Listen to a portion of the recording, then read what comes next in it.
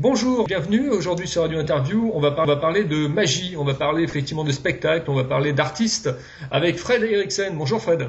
Bonjour. Alors, tu peux nous raconter un peu ton parcours, comment les choses ont commencé?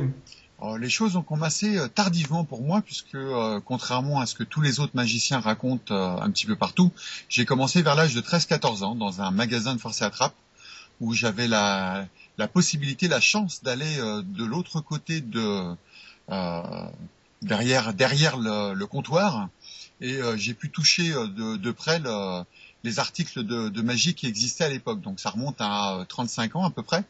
Et donc tout était en anglais, tout était écrit, polycopié. Et la magie a commencé comme ça. Et dès que je me suis senti suffisamment sûr de moi, j'ai commencé place du Tertre à travailler au chapeau. Donc quelque chose qu'on ne voit plus aujourd'hui, mais qui renforce un peu le personnage. D'accord. Et comment tu as réuni les deux en fait, Internet et la magie? Parce qu'il faut être présent aujourd'hui sur Internet, c'est indispensable. C'est quelque chose de primordial même. Jusqu'à ce qu'Internet arrive, j'avais des producteurs qui s'occupaient de moi. Et à partir du moment où Internet est arrivé, on va dire comme par miracle, ils ont disparu en quelque sorte. Il a fallu que je me débrouille tout seul. Donc aujourd'hui, j'ai le statut d'intermittent. Je suis magicien mentaliste. Pour autant, mon travail est le travail d'un entrepreneur puisque je prospecte comme un entrepreneur, je m'occupe des contrats comme un entrepreneur. Par contre, j'ai un producteur qui, lui, s'occupe de toute la facturation pour moi. Mais mon travail est le même qu'un entrepreneur, ce qui me permet aujourd'hui de comprendre toute la problématique des entrepreneurs et de leur proposer des spectacles, des conférences qui sont adaptées à leurs problématiques de tous les jours. C'est toi qui gères ton site Internet? Oui, c'est moi qui gère mon site internet intégralement puisque j'ai baigné dans l'informatique tout petit et j'ai évolué en 1995 avec Internet. Donc aujourd'hui, je gère mon site, mon réseau, je gère tout seul. D'accord. Et je pense que tu as dû prendre effectivement des journées breakdown où effectivement tu t'es plongé dans le référencement, dans le positionnement, Google. Oui, alors au tout début, il y a eu énormément de journées breakdown comme tu le dis. Depuis, je me suis entouré de partenaires avec qui je travaille. Donc j'ai Fred qui s'occupe du référencement, qui me donne un coup de main de temps en temps. J'ai une attachée de presse aussi, Cécile. J'ai plein de gens qui m'entourent, qui m'aident, qui font partie de l'équipe, qui font partie de la team Ericsson. C'est-à-dire que moi, je suis le faire-valoir sur scène, mais derrière, on est nombreux à faire évoluer le spectacle. Et ça, c'est venu facilement, le fait de déléguer comme ça des tâches. Non, c'est pas venu facilement dans la mesure où il faut savoir faire confiance aux gens, il faut trouver les bonnes personnes aussi, et ça n'a pas été une chose très facile. J'ai souvent délégué aux mauvaises personnes, mais ça m'a pas empêché de continuer et d'avoir la confiance auprès des autres. Et aujourd'hui, j'ai une équipe qui tient la route et qui nous permet de présenter aussi bien des spectacles que des conférences et d'autres sujets qui sont très intéressants. Et alors, quels sont tes clients? Fais-nous vivre un peu de l'intérieur, effectivement, ce monde qui t'apporte passion, mais aussi rétribution. Alors j'ai trois types de clientèle. Ma première clientèle est l'entreprise, puisque c'est mon faire valoir, c'est avec eux que je travaille principalement. Ça va aussi bien de la soirée d'entreprise, de la soirée de fin d'année, comme de l'inauguration de locaux ou de produits. Dans quelques jours, je vais travailler pour la Banque Postale, par exemple, où je vais mettre en avant leurs produits à travers de la magie classique comme de la magie avec les iPads, les technologies modernes, puisque ça fait partie du monde des magiciens, la technologie moderne. D'accord.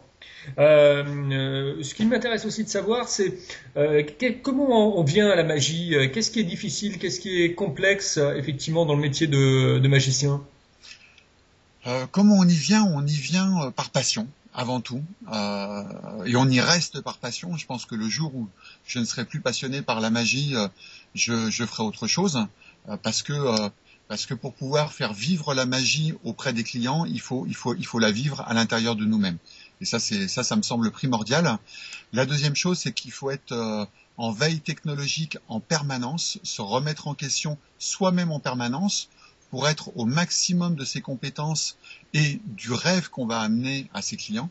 Donc c'est un travail de tous les jours, comme un pianiste qui fait ses gammes tous les matins. Et ben on répète nos tours constamment et on va chercher les informations grâce à Internet aujourd'hui beaucoup plus facilement, ce qui nous permet de développer beaucoup de choses. Alors, comment tu as trouvé mon blog et qu'est-ce que tu as ressenti quand tu es arrivé effectivement sur mon blog? Alors c'était très intéressant parce que je suis tombé sur un blog spécialisé dans l'entreprise où on mettait en valeur la technologie, on mettait en valeur les entrepreneurs et en même temps le savoir-faire de aussi bien des artistes que des entrepreneurs, de tout le monde. Et je trouvais intéressant ce mélange qui se trouvait sur ce blog et qui permettait que chacun d'entre nous puisse dialoguer, avoir une communication directe ou indirecte avec les autres. Et tu as eu envie de laisser des commentaires, tu as eu envie de participer, de faire ressentir également ce que tu avais ressenti en écoutant les émissions ou en regardant effectivement les gens en vidéo? Alors, j'ai eu une actualité ces dernières semaines assez intense, mais ça fait partie de mes objectifs et de mon calendrier de participer de manière régulière à ce blog et de pouvoir apporter mon savoir-faire à d'autres à travers ton blog. Comment tu vois l'évolution de la magie dans les années, dans les 2 années ou 3 années effectivement qui vont arriver? Elle est assez complexe dans la mesure où on nous demande de faire évoluer la magie. On nous dit on veut des choses extraordinaires, des choses qu'on n'a jamais vues.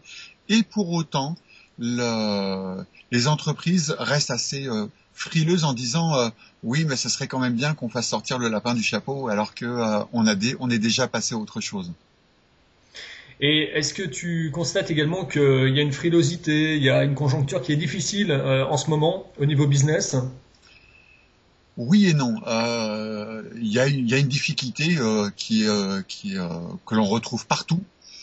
Cependant, lorsque l'on développe des nouveautés, qu'on est tout le temps à la pointe de ce que l'on aime, on est capable de s'en sortir et de sortir du lot et de pouvoir apporter autre chose, quelque chose d'innovant auprès de mes clients, c'est-à-dire les entreprises. Et tu t'inspires comment en fait de tes tours? Tu regardes beaucoup de marchés anglo-saxons, le marché américain? Alors pas du tout, je m'inspire énormément.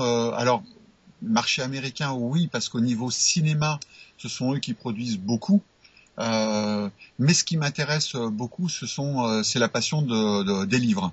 Le prochain spectacle qu'on est en train de monter avec Anne est un spectacle basé sur Jules Verne. Donc les inspirations sont extrêmement vastes.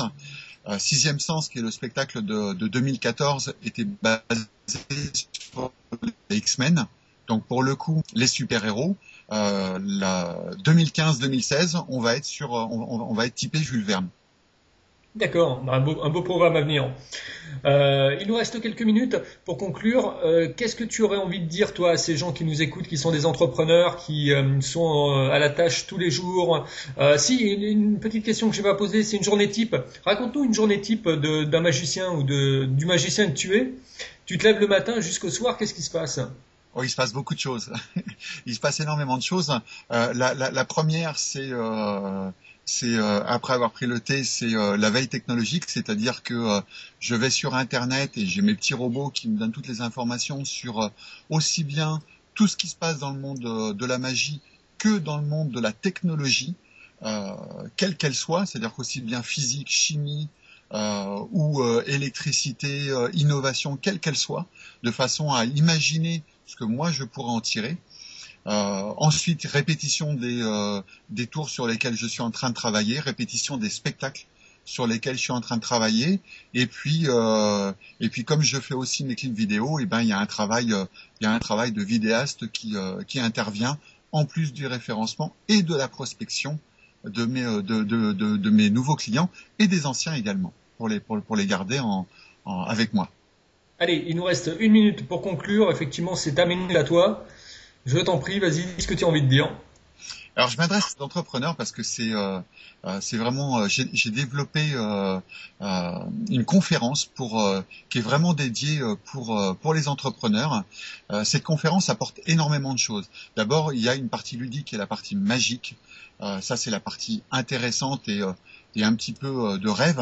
La deuxième partie est beaucoup plus intéressante pour les entrepreneurs, c'est que je peux les aider à travers la magie, à travers le mentalisme, à travers les effets d'hypnose, de PNL et tous les instruments que j'utilise moi tous les jours, les aider à mieux vendre, à mieux se vendre, à mieux développer leur chiffre d'affaires auprès des autres et auprès aussi et à développer le bien-être auprès de leurs salariés, de leurs clients propres, de leurs fournisseurs et de leur famille. Ça, c'est très intéressant. J'aurais su que tu faisais ça, je t'aurais effectivement posé d'autres questions sur le domaine entrepreneurial. Mais bon, ce n'est que partie remise, comme on dit. Voilà, exactement. En tout cas, je te remercie. Tu ne quittes pas, je te retrouve en antenne. Ok, merci beaucoup.